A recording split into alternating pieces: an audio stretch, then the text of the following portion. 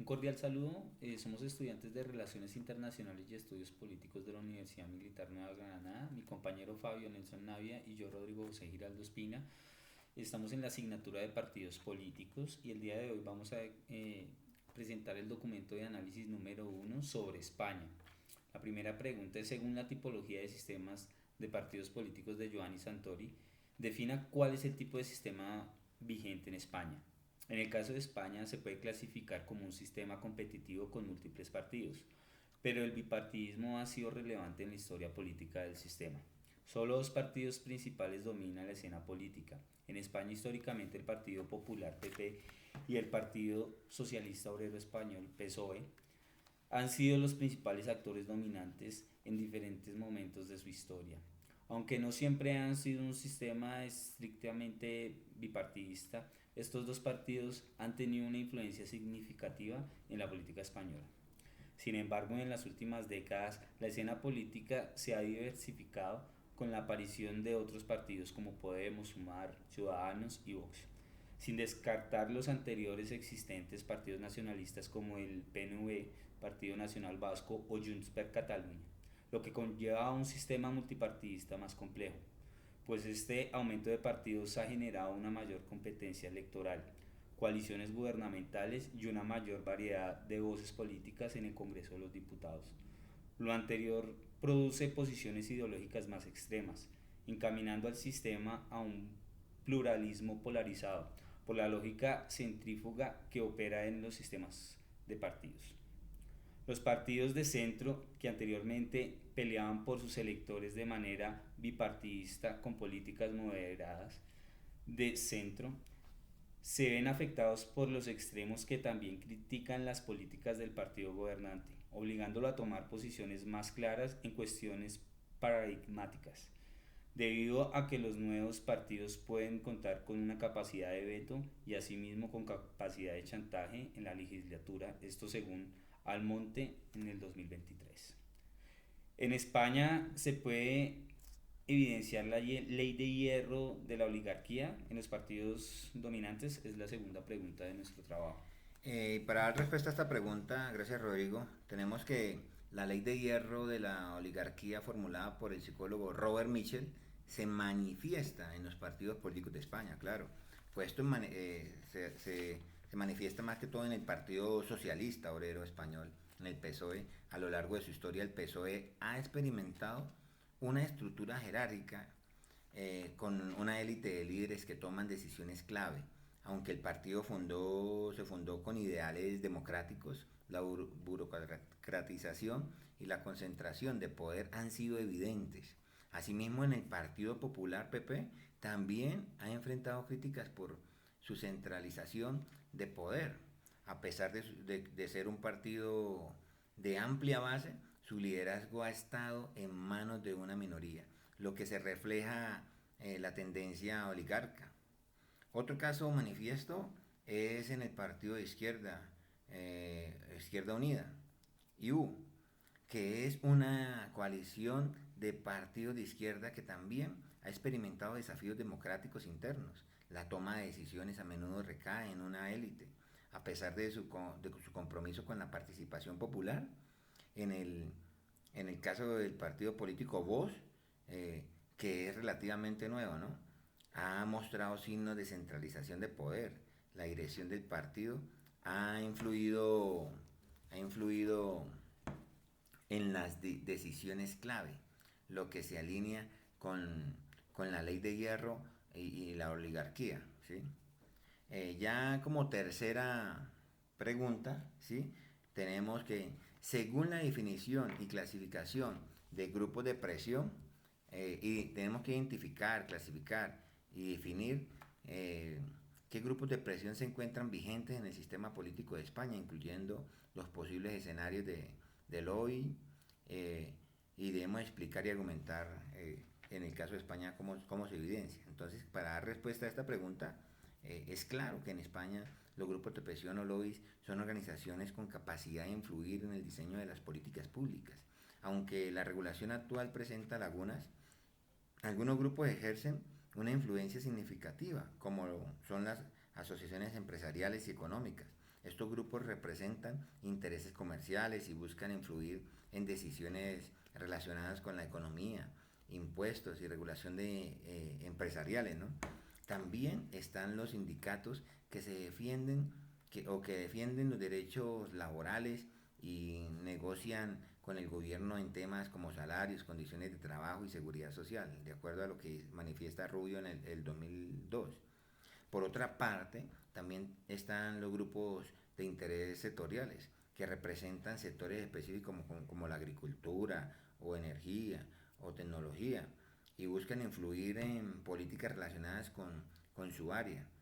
Asimismo están las ONGs y asociaciones civiles, que aunque no son exclusivamente lobbies, algunas ONG y asociaciones influyen en políticas sociales, medioambientales o de derechos humanos, grupos de protección a refugiados e inmigrantes, entre otros. También, Rodrigo, déjame decirte que los grupos de presión también de carácter ideológico, como lo son las feministas y dedicados a minorías como lobby LGTBIQ+, ejercen presencia en partidos como Podemos y Sumar, los cuales hacen parte del actual gobierno y han creado ministerios. Exacto, ministerios como el de la mujer o el de la igualdad, promulgando leyes como la denominada popularmente solo sí es sí, que buscaba la protección de la mujer en caso de abuso y violencia de género, invirtiendo el valor de la carga de la prueba hacia el acusado, cambiando la carga en el valor de la prueba hacia el violador o la víctima. Estos son algunos de los casos que se han manifestado en España. El caso Gürtel. Este escándalo de corrupción política reveló una red de empresas y políticos que obtenían contratos públicos a cambio de condonaciones ilegales. El caso de La Manada en el 2016, 5 hombres conocidos como La Manada violaron a una joven de 18 años durante una fiesta de San Fermín en Pamplona. Este caso generó protestas masivas y el debate sobre el consentimiento explícito, la ley denominada solo sí es sí. En cuanto al lobbying, de forma directa los grupos se reúnen con legisladores o funcionarios para presentar sus argumentos. eh, Indirectamente se presentan cuando se utilizan los medios de comunicación, campañas o redes sociales para influir en la opinión pública y por ende en las políticas de España. Tienen 81 grupos de presión activos en la Unión Europea. Aunque la mayoría no acredita reuniones con políticos, sabemos que las hay. La cuarta pregunta de nuestro trabajo es con base en el modelo de la simplificación de política planteado por David Eston, desarrollar un análisis en función de contrarrestar cómo ha sido el desarrollo de la coyuntura en el marco del COVID-19 del país analizado, que en nuestro caso es España, comparado con el caso de Colombia.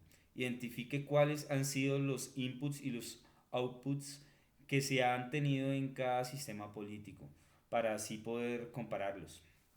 Nosotros desarrollamos que en ambos países enfrentaron desafíos similares, pero la centralización inicial en España y la posterior descentralización en Colombia marcaron diferencias en la gestión de la pandemia. Usando el modelo de simplificación del sistema político propuesto por David Einstein, para analizar el desarrollo de la coyuntura por el COVID-19 en España y en Colombia, puedo hacer las siguientes comparaciones según Aramendis en el 2021. Los países comparados, vamos a dar los inputs de España y de Colombia. En España, la respuesta inicial fue centralizada con medios tomados a nivel nacional. Se implementaron restricciones de movilidad, cierres de negocio y económicos y apoyos económicos. En Colombia, también se aplicaron medidas centralizadas como cuarentenas y cierres. Sin embargo, la capacidad de implementar varió según las regiones del país. En el caso de los OPUS, en España tenemos que la gestión centralizada permitió alinear criterios, pero también presentó problemas de coordinación. La reacción rápida y la inversión de sistemas de salud ayudaron a controlar la propagación del COVID. En Colombia, el OPUS, a pesar de los esfuerzos, la respuesta fue ideal, ¿sí? La descentralización en fases posteriores permitió a las comunidades autónomas recuperar la gestión de la crisis. Esto de acuerdo a lo que manifiesta también el DNP en el 2020, ¿no? Ya en el FEDEVAC, ¿sí? Tenemos que en España la ciudadanía evaluó la gestión de manera más clara. La autonomía automática permitió experimentaciones, una experimentación y un aprendizaje en sectores como el turismo y la educación. Y en el caso de Colombia, la evaluación de la gestión se volvió más transparente. La cooperación intergubernamental y la participación de expertos en economía y sociología fueron muy claves para enfrentar la pandemia en este caso, ¿no?